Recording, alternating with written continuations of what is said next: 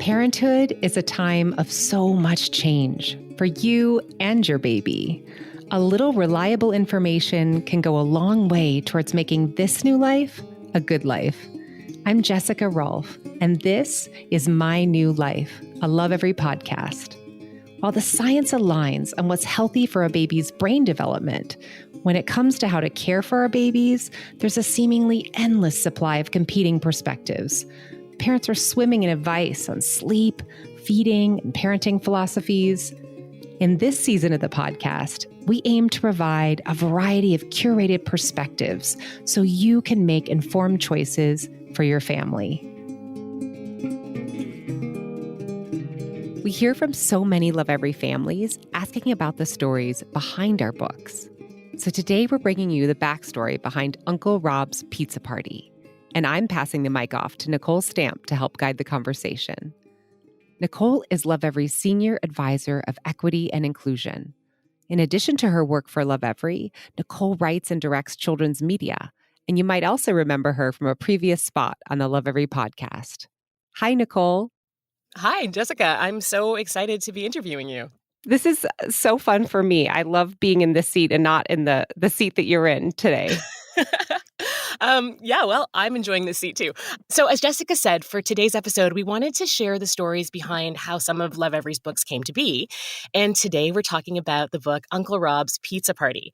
So for me, one of the reasons that I wanted to work at Lovevery is that I've always been so impressed with the quality of the representation in Lovevery's books.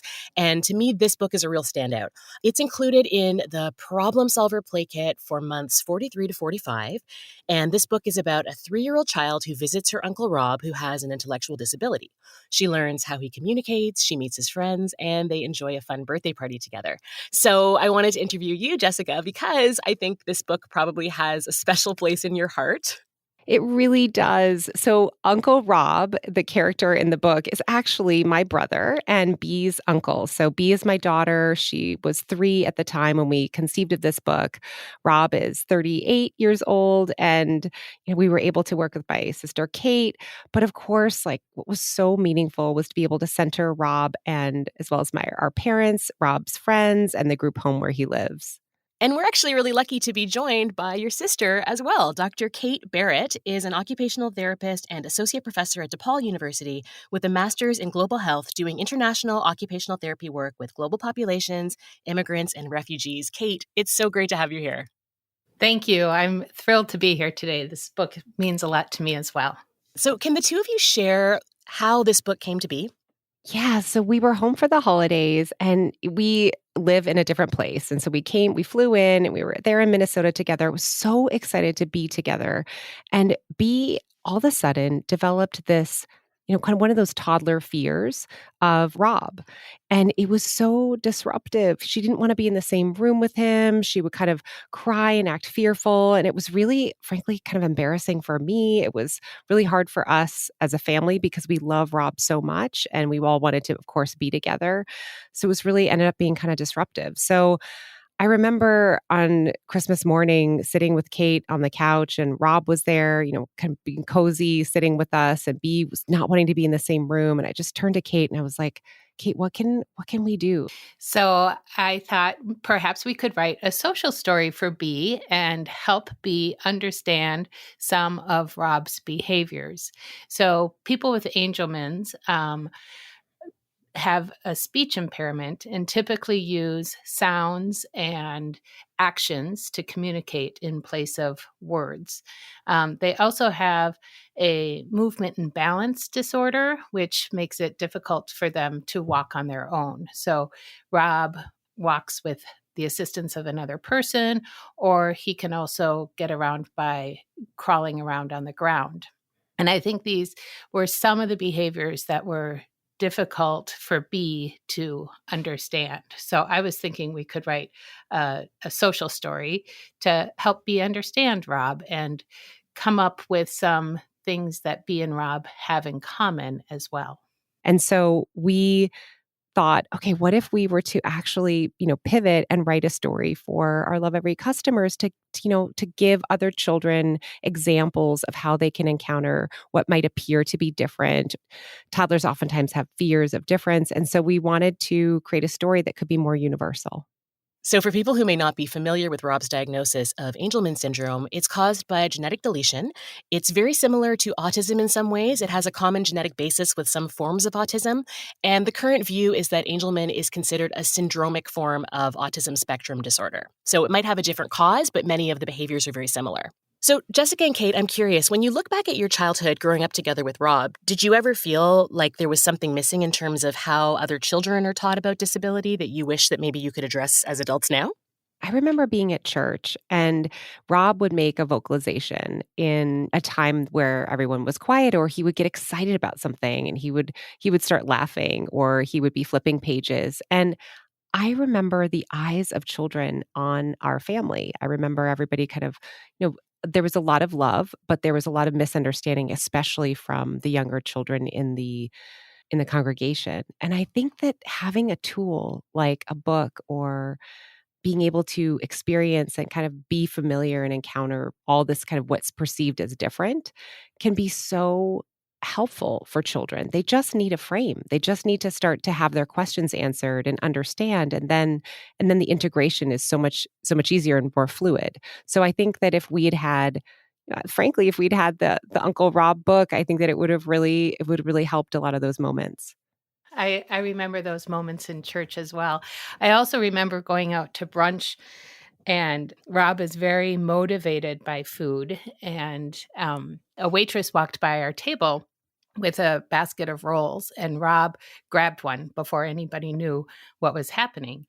And I remember getting some dirty looks, and I thought to myself, you don't even know how much worse that could have been. It's just a roll. um, It but wasn't a platter of of drinks. Right, exactly. What was the process of actually creating the book? The first version, I would say, I wrote more from B's perspective, which wasn't really the right way to write this book. It's really Rob's story. Rob is centered in the story. And I wrote some of the realities, I think, in the beginning of the fear that B had of Rob, and then overcoming that fear. And, and so it was similar to some of the arcs that we do in story arcs with Lovevery stories, but it really did not work in this case because we didn't want to reinforce the sort of negative perceptions. And so we rewrote the story with the goal of just being really clear and explaining to children and, kind of in a children's way that they take in the world, how they can, encounter people that might at first seem different, but then find these universal connection points. Yeah, I think one of the trickiest things is to try to write a book about Rob and not speak for him, but to represent him as the closest that you can to how you think Rob would want to be represented. And it's hard. There's so many times over the past 37, 38 years where we said, we just wish Rob could talk. We just wish we knew what he was thinking. And so I think,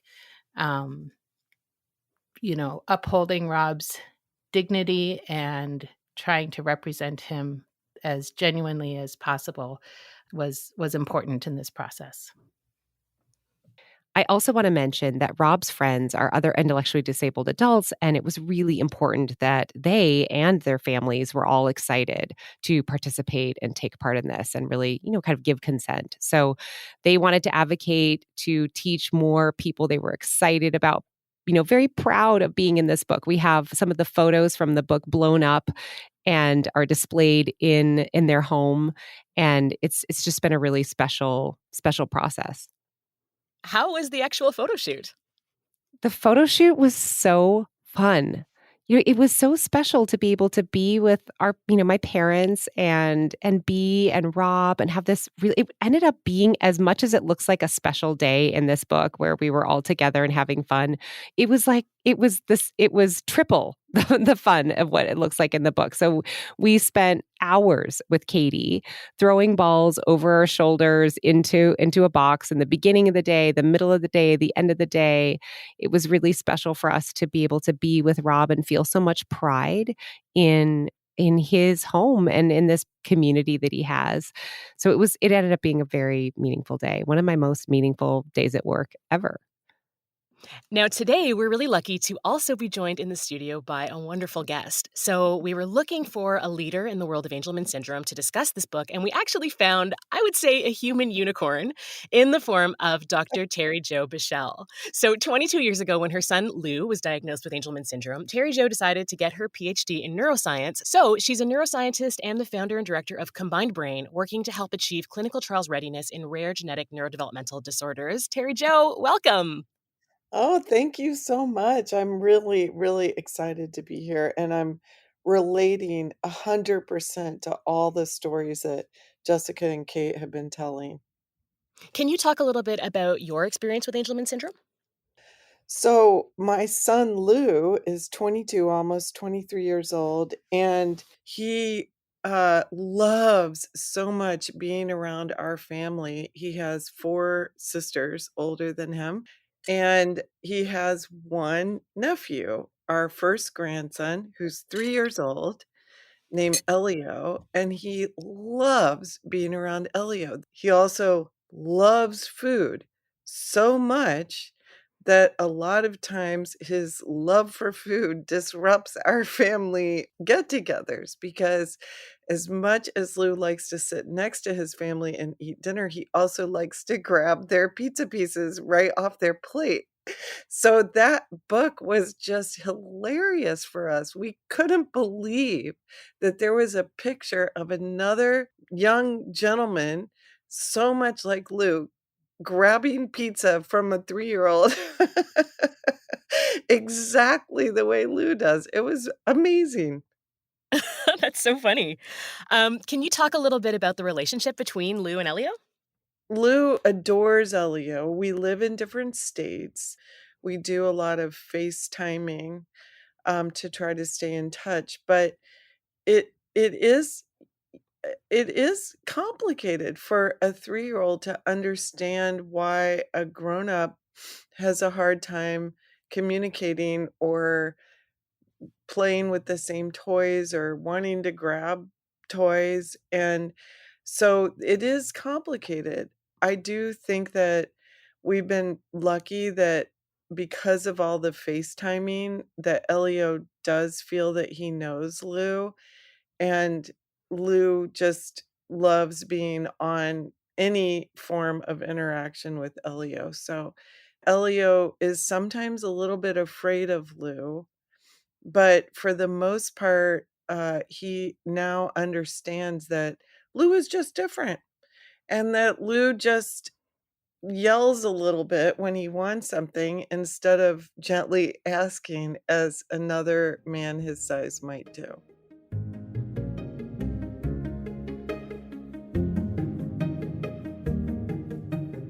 Have you heard of Lovevery?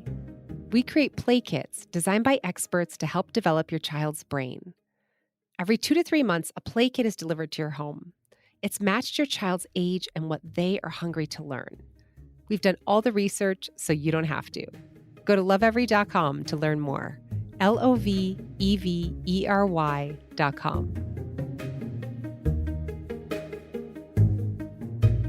One thing I'm hearing from all three of you is that the way that Rob and Lou communicate is normal. It's not necessarily typical, but it's normal. And that's exciting to me because I think we can all, as a society, shift our ideas around disability and not see it as a problem that one person has. But what if we looked at it as an opportunity to change our environments, to change our social structures, to change our ways of communicating so that more people can fit in? You know, if you look at it in terms of physical disability, the problem's not that this person doesn't use their legs to walk. The problem is that the building has stairs at the front. And if there weren't stairs, then the way that they move wouldn't be a problem. So I think we can shift that framing to a lot of social dynamics too. The problem's not that Rob doesn't speak or that he, takes a piece of pizza if he wants to eat pizza.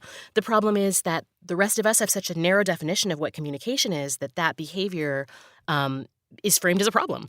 And so what I love about a book like this is that it teaches people to look for the meaning behind the behavior, look for the ways to connect with the other person. And I think it helps to make a more inclusive world, which is something that I think we could really stand to shift about the way our society views difference and disability in general. I have to say, so I took the book with me to Colorado for Thanksgiving. We spent Thanksgiving, the whole family, with Elio's family. And the book was almost as valuable for all the adults as it was for Elio. Elio read the book, and we read the book to him, also with Lou sitting nearby. And he was interested in turning the pages and noticing that there were things that Rob did that were like the things that Lou did. And I think that's really good. It's good for him to maybe keep revisiting that as he grows up and has more questions over the next year or so about what his Uncle Lou is all about.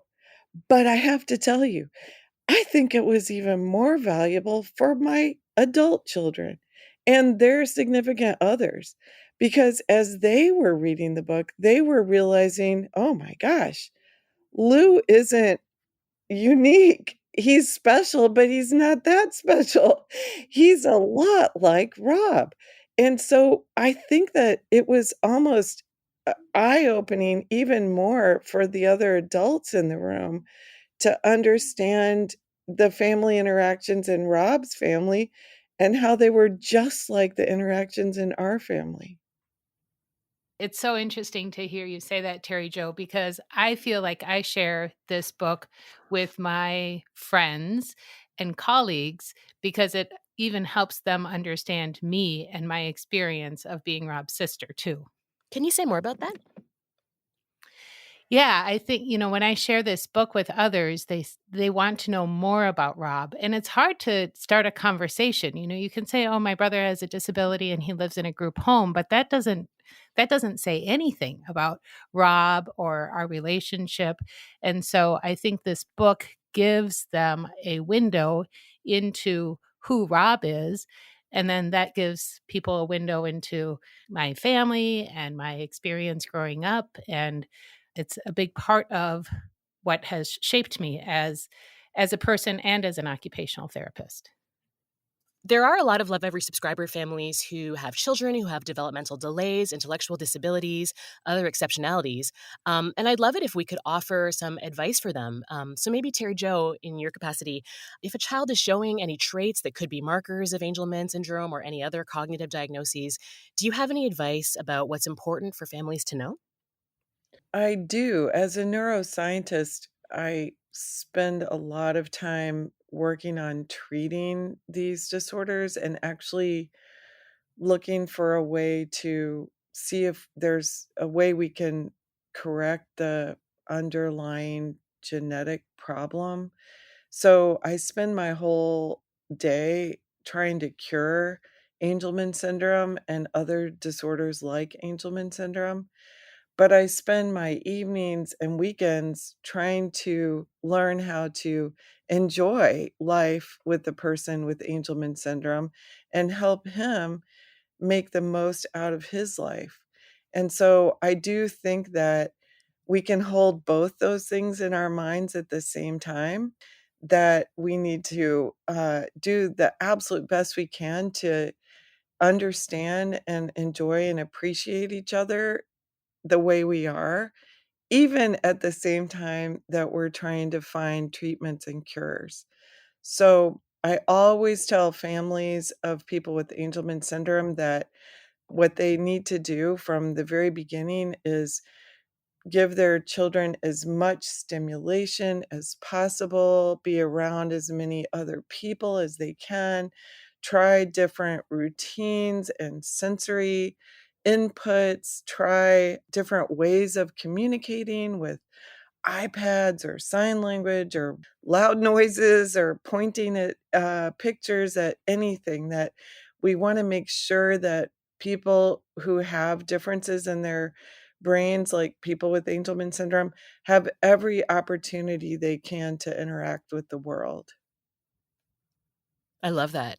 And Kate, from your experience with your background in occupational therapy, do you have any other advice for families who think that maybe their child is exhibiting some behaviors that might be associated with some kind of diagnosis? Yeah, I love what Terry Jo said. In Rob's case, we didn't have Rob's diagnosis until he was 17 years old. We did not know he had Angelman syndrome. And Rob really taught us what he needed through doing everything that Terry Jo just mentioned. Rob showed us how he was best going to communicate, how he was best going to learn how to eat, how he loved water and swimming was good for him, and how he really needs a lot of sensory input. So, the experience of going onto the Angelman website, which I would definitely refer readers to if they want to learn more, was an incredible experience after growing up with Rob for 17 years, because he taught us everything about Angelman syndrome, and we didn't even know the word or that the condition existed. I do want to say one more thing. What was amazing to me about this whole situation, when my grandson was born, Elio, living in a different state, I can't travel there as much as I would like because I need to be in Tennessee with Lou. And so I really wanted to have a presence in his life. And I stumbled on the Lovevery subscription. My grandmother name is Mamouche, and he's been getting a box of toys from Mamouche every 3 months since he was born. His house is filled with these toys, and we love these toys so much, and all of us love them. In fact, Uncle Lou loves the toys. And when I got the book about Angelman syndrome, I couldn't believe that it was coming from the same company. That was just amazing. Dr. Terry Jo, you have me in tears. It's really incredible to be connected in this way. Thank you. Yeah, I'm a little teary myself. Sorry about that. Oh. Just it's a really the Love Every toys are a way for us to connect to my grandson. Dr. Terry Jo, it's so wonderful being with you. Thank you. I just want to say thank you to all three of you for sharing something that's so personal and vulnerable, and it's really beautiful to witness. And what a joy to talk to all three of you, Dr. Terry Jo Bichell, Dr. Kate Barrett, and Jessica Rolph. Thank you so much for this conversation. We know that Lovevery is being used in physical and cognitive therapy and in a variety of other professional settings. To support this work, we've recruited an expert council to guide how we think about neurodiversity and disability. These are experts with lived experience, from personal experience to clinical experience, academics, parents of children with exceptionalities, and those in the field of disability advocacy. I'm so excited to share more about the council and how it is going to impact our work at Lovevery. You've been listening to My New Life. If you think this episode might be helpful to a fellow parent, please share. And if you'd like to learn more about the topics discussed in today's show, head over to lovevery.com. That's LOVEVERY.com. I'm Jessica Rolph. Thanks for listening.